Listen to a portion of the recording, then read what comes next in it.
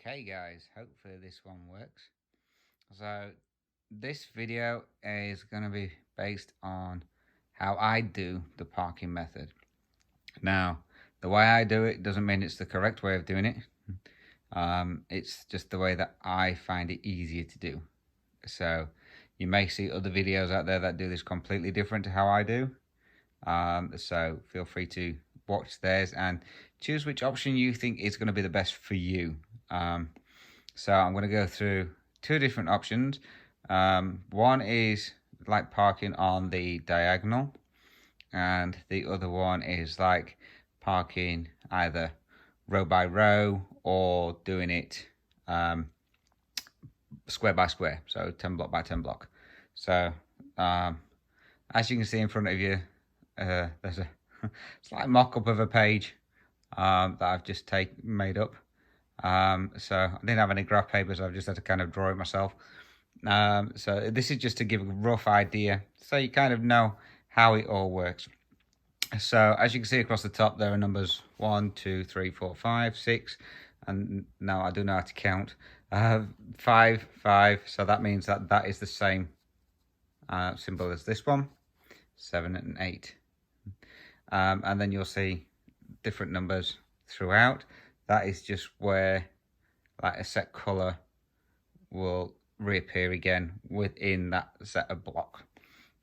So for example, we might as well start with number 7, because some people kind of go line and then do the next line and then do the next line, whereas some people will will work like, say, find number 1 and then they'll stitch the whole number 1 within the 10 square block and then park it somewhere else. So I'm going to start with the number 7. So this is just so you can see how it works line by line. So you would stitch all these ones across first, get to number 7. Now I've got a piece of stuff here. Now I'll show you how I start my threads as well. This is one of these pieces of 14 count Ada that I had given to me. So I'm just going to use that one at the moment. So I'm just going to zoom in so that you can see how I start mine. So on 14 count Ada, obviously a lot of people use 2 sorry if I'm going to make you feel seasick now, use 2 strands of floss. So I use the loop method. So this is how I start it, so you may have to bear with me, it might take me a while to get this sorted. So go down from the front. I always do the loop method from the front. Bring up, press your needle back through there, pull it back again, and then I go back down the first hole that I came up, which would be that one, and through there. So I'm doing this in hand, so I do apologise if it's a bit shaky. As I say, I don't normally stitch this way, especially with the camera straight in front of my face. I'm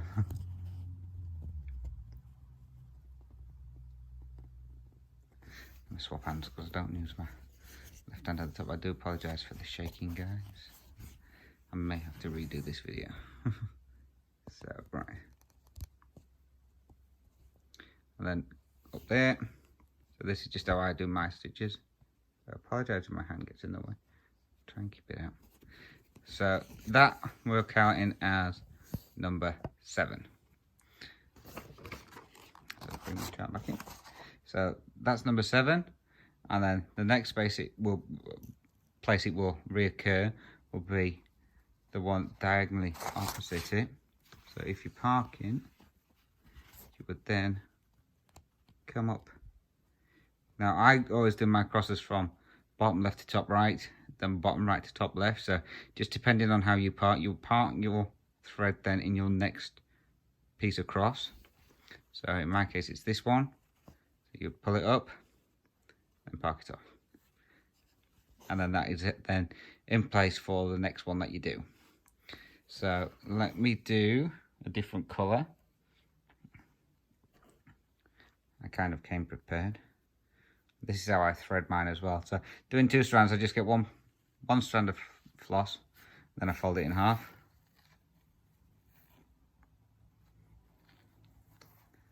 see this? And then pull it so that I have the needle is sideways. Push it through and pull it. He says, there you go. And then that gives you your loop part ready. You see that? And then your tail end. So you're stitching theoretically with 2 pieces, but it's just 1 piece of floss folded over. So, right. So number 5 will be, so I'll start it where I originally planned it to start. So 1, 2, 3, 4. So there. So because I do bottom left to top right. Sorry. This is probably going to be the worst video you've ever seen for C-seams. So come down to the top, through the next level up, put it through your loop, pull, then back down the one that you originally came through. This is a big piece of Ada as well, so I do apologise, it's flapping all over the place. I maybe should have put this in a frame of some kind to make it a bit easier, but I thought I'd be able to do it by hand. Obviously not as good as I thought. So that's there. So that's that one. Now some people I say will work across the full line.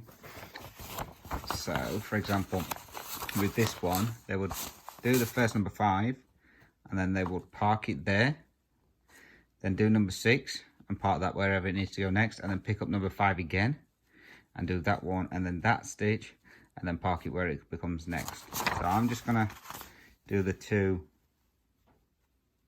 stitches where I marked it. Right, you can't see, so that's there.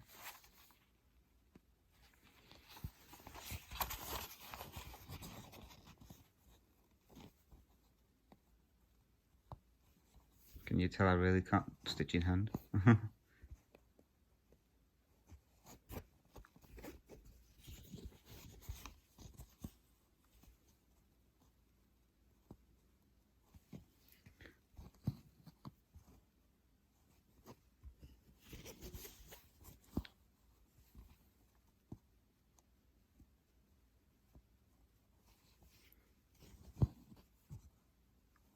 So that would be those 2 stitches, and then for those doing it like throughout the square, let me just zoom out a little bit. All right, so we've just done that one, so the next place that it reoccurs I put down here. So what we would do is we would count down. Now I generally find the nearest one to it, which would be this number 5 here. So I would count down 1, 2, 3, 4, 5 squares from this one. So that would be, sorry, let me switch hand again. I keep forgetting can't have my left hand underneath. So count down 5, so 1, 2, 3, 4, 5, and then we'll pile that one there, ready. Now, depending on how you do your charts, whether you have paper copies or if you're using Pattern Keeper, it depends on how you would mark it. So me personally, I would highlight that one to say I've done it, and that one and that one, and then where I go to park it, so here, I would then highlight that one in a different color on my paper chart, just so that I know that when I get down to this row, that one there is a parked thread already. On Pattern Keeper, it's pretty easy. You just press the button and choose where you've parked it. So, and again, with this one, I've done it there, I've parked it there, so I would highlight that one in a different color, just so I know that's a parked one. And then once I've stitched that one, I would then color that in with the normal color that I would use to normally mark off my chart. And then again, from there, it would be parked over here. And then I would highlight that one with the color for parking, and then highlight it again once I've done that one. I hope that makes sense.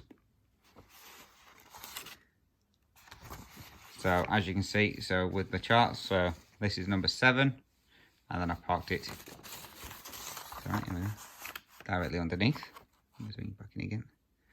So yeah, so it's parked directly underneath it there. And then these are the number 5s. That one, and that one. And then I parked that one down here as to where that one is next. Okay, so I hope that's clear. And then again, as I say, I've got number 4 here. Now on the chart, the next time this appears is down here, and here, and here. So you would just pick one where you want to do it, depending on how you want to do it. Some people will do full page, full 10 first.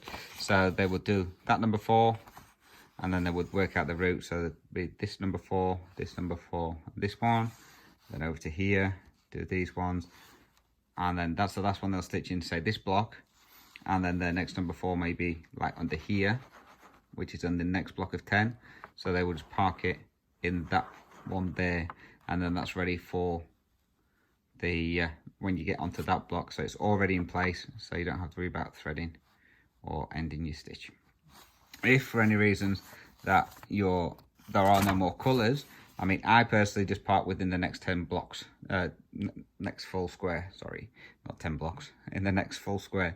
So if there's none in that full square, I will then end my thread and then just restart it again when it reappears. So I know somebody asked to see how I actually do end my thread. So let me just move that one out of the way. I'll just load this one up. He says it's a bit harder doing it when you've got a camera directly in your face. There we go. So I'll do a close up on this one as well. Now I generally do the pin stitch. So with the pin stitch, you've got different ways the fabrics go. So as you can see here, you've got one that comes down that way and one that comes across that way.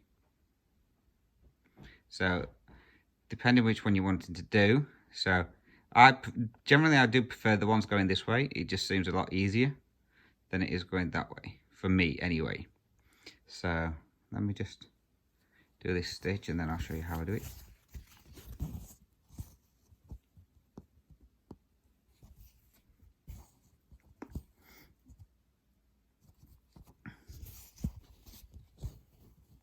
Right, okay. So what I do, I'm just trying to bring this a bit closer so you can see it a lot more clearly. Lost where I am. There we go. Right. So what I will do is I will split in between the fabrics on that part there. So where it comes up. Try and get it in the middle of them, he says.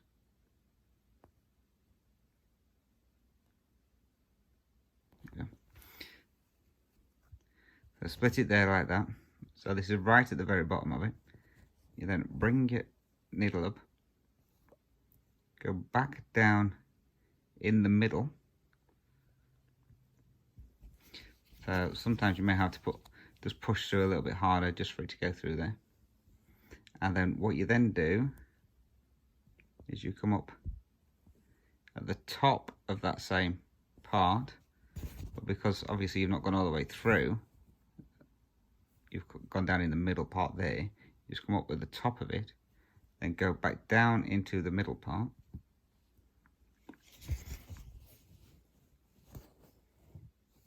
and that's it secure.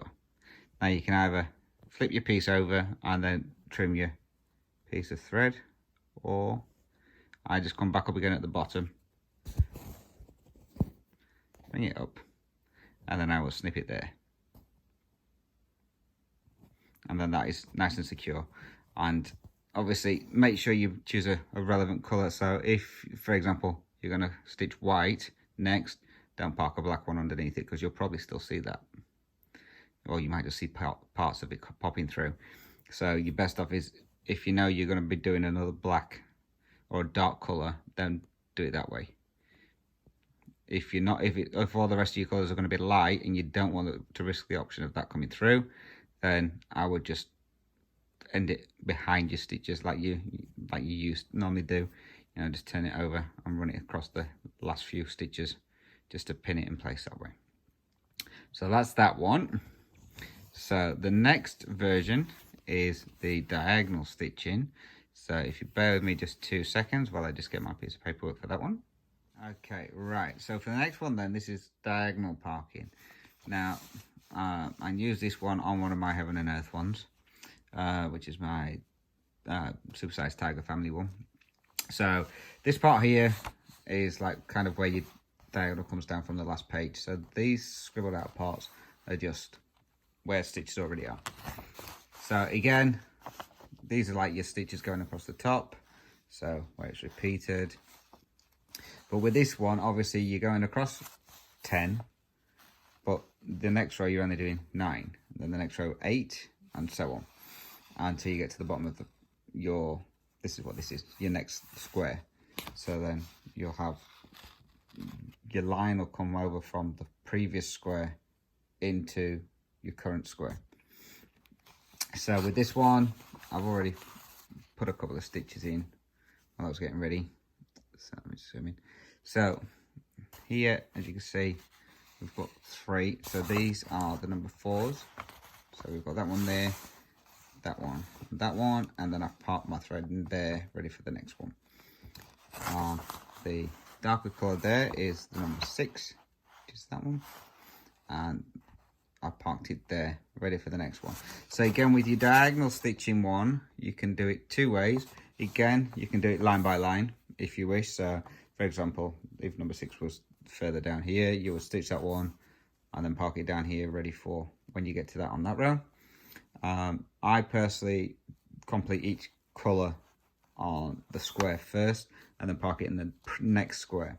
So in this case, like number 6, then I do that 6, and then I would come down and do these 3, back down to these 2, and then this is where your next grid of 10 starts. So I'd park it just here, and then that will be ready for when I get into that next block. So it's pretty much similar to the other one, which was this one, except you're just going on a diagonal rather than going straight down in columns or across in columns, however you stitch. Now with doing it on the diagonal stitching, yes, you don't get the page break. Where sometimes you can see the page line where you've stopped and then started on the next page, unless you feather into it. So you don't get that page line on there. The only thing is, obviously, your diagonal gets longer and longer and longer as you're working across your chart. So you don't see as much coming in, I don't think anyway, personally, in one go. Yes, you're doing a fair bit of stitching, but you don't see everything coming in until you've like done maybe 2 or 3 diagonals, and then you can see something coming in more clearly. So I mean, the choice is yours on how you stitch. I like this one for my heids, doing it on the diagonal, but obviously because most of mine are the larger size, you can only go so far and then you get to the end of your Q snap. So you've either got to move your Q snap or come back up to the top and start again. Whereas the other one, which is your square by square, that one is good. You can do that either way. But again, I say what I would do is maybe feather the odd 1 or 2 stitches into the next set, so that you don't get like your column lines or your page lines when you've completed those ones. So I hope that makes sense, guys. So again, if you've got any questions with regards to that, or if you want to see it in action, I'm going to do a stitch with me later on, so I can show you how I do the diagonal stitching, because I'm going to do it on one of my heids, so you can see how I do my diagonal stitching on that one.